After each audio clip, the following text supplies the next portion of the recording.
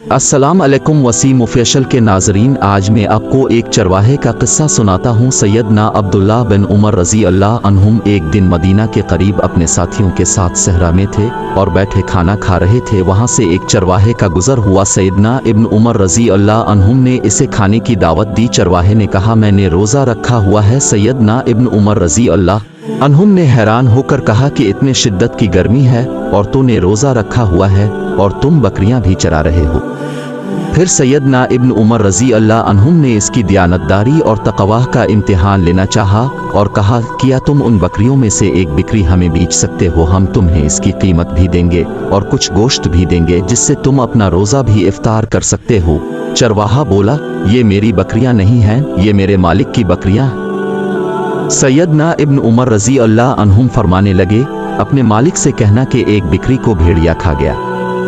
चरवाहा गुस्से में अपनी उंगली आसमान की तरफ करके ये कहते हुए चल दिया, फिर अल्लाह कहाँ है? सैयदना इब्न उमर रजी अल्लाह अन्हुम बार बार चरवाहे की बात को दोहराते जा रहे थे कि अल्लाह कहाँ है, अल्लाह कहाँ है, और रोते जा रहे थे। और जब सैयदना अब्दुल्ला बिन उमर रजी अल्लाह अन्हु मदीना पहुँचे, चरवाहे के मालिक को मिले, इससे बकरियां और चरवाहा खरीदा और इसे आज़ाद कर दिया और बकरियां भी इसे दे दें और इसे कहा कि तुम्हारे एक जुमले ने तुझे आज़ाद करवा दिया और अल्लाह कहाँ है? फिर अल्लाह से दुआ है कि तुझे क़यामत के दिन दोज़ख की आग से भी आज़ाद करे। आमीन। नाजरीन, वीडियो लाइक करें, वसीम ऑफिशियल को सब्सक्राइब करें। शुक्रिया।